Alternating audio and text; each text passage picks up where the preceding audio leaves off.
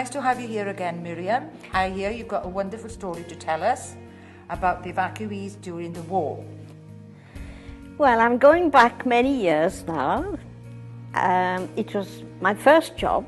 I was looking for work, and a gentleman came and knocked on the door, and he said, the evacuees are looking for someone for them to be looked after. This was in St. Clair's now. So I said yes, I'd go along with my bicycle. So I used to go around the farms measuring the boys' trousers and for clothing, you see. That's how I started. But it wasn't a full-time job. So I was asked, they were short-staffed in this Troy de Bryn, or it was either Troy de Bryn or Troy de Rhyw, I can't remember exactly, but it's near the station. Anyway, I went along, and there I was, and there was about 12 boys there, no girls, all boys. And they were supervised by a Mr. and Mrs. Howe. He was a teacher, and he came down from rather high. That's where the children were from, rather high, the docks, you know. And I found them no trouble at all. They were very, very good, but there was a lot of crying because they'd been taken from home, bedwetting, which was quite traumatic for them, you see. But they soon settled in, and I have been told that a few have stayed in St. Clair's. You know, they didn't go back, you know. But this was whilst the bombing, you know, started in London. You see, that was the main thing. Yes, I found them very, very nice. They were really nice, yes. They had bunk beds, you see.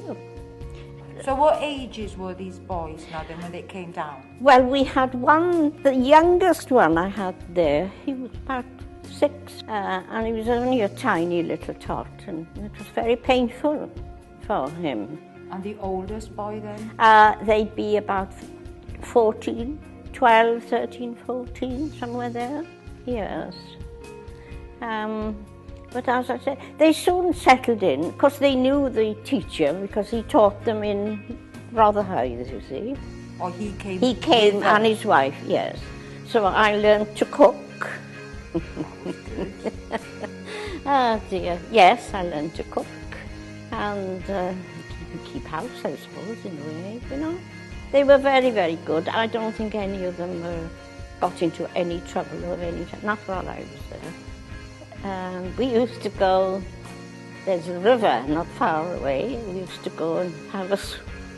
Well, I paddled, I didn't swim, but we used to go in the summer, we used to go up there and have a nice swim and enjoy.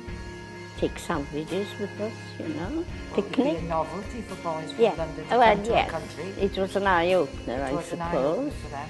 I can only remember one child that was more upset than the others, and I think his mum used to come down quite often from London to sort of keep an eye on him. But other than that, that was the one that was quite unsettled, you know. He used to cry quite a lot. So the others, they took to it okay. So how old were you then? About 16. Oh, you were young yourself of then course. to go into All I was part of. Yes, I wasn't much older than them. No. And then when they decided, because the bombing stopped eventually, you see, they stopped bombing the docks, you see, they went home. So I went back to London with Mr. and Mrs. Howe, I took up nursing and one thing and another, and come back here afterwards. After the war? Yes. Wonderful. It was, I used to go down once a week with a basin down to the egg grading factory, which was just down the road, and I'm sure Audrey, a friend of mine, used to be grading and she used to break a few eggs and we used to get extra. I don't know whether she's alive now, I don't know. We never had many eggs, but we used to have quite a few from there. But we also had dried eggs, you see, that's what we had mainly, dried eggs. But Audrey was very good. She used to break, I'm sure, she used to break a few extra for us. Good days, yes, good days.